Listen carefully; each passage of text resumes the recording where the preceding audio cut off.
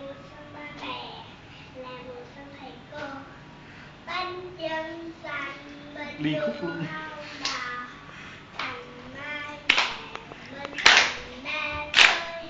Các năm nay bé ra mò tới, chúc ông bà sức khỏe của tôi già, chúc ba sức khỏe nhiều năm, chúc anh chị luôn bé nhiều năm, chung bé lo ngày bé vẫn ly.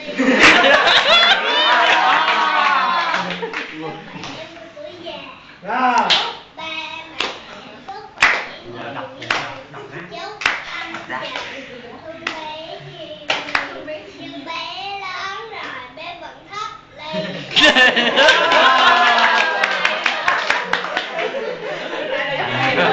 Chắc chắn nãy giờ chưa suy